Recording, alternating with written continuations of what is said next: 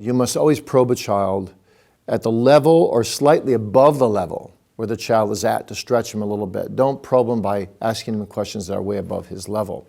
But the Q&A method is the best probing technique. But the Q&A must be asked in a lot of love. So the child must not feel put on the spot, intimidated, threatened. Ideally, there's good eye contact between the father and the child. There's a warm expression on his face.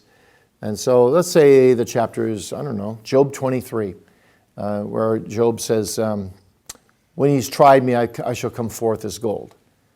Well, how do you approach an 8-year-old with that? An 8-year-old's not going to understand that concept. So you explain about the goldsmith and how he kept working with the gold until he sees his own face in the gold, and how he heated up the gold and got it to be purified, and the gold, the dross comes to the surface, he scoops it out, and all he's got is gold left.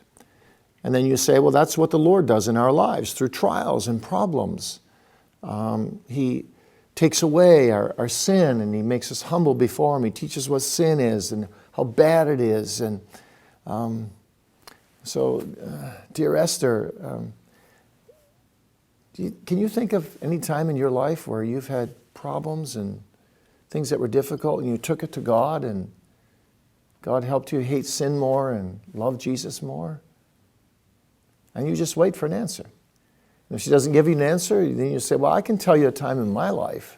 You don't keep probing endlessly, but you say, think about that, and maybe you can think of something later. Or ask God to teach you when you have hard times or difficult times at school. Ask God to teach you to use those trials so that you may hate sin more and love Jesus more. And that you will too come forth as gold and honor him. Because that's what it means to be gold, that God can see his own image in his work in you. And that's what you want in your life, you see. Ask God for that all the time, that he can see his own image in you. You know what, Esther? There was a minister in the 18th century by the name of Thomas Boston. And he made a resolution. He vowed to God in his diary.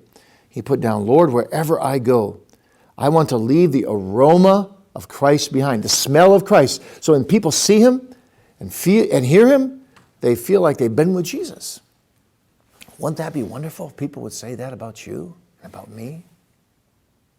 That's the way I talk to my kids.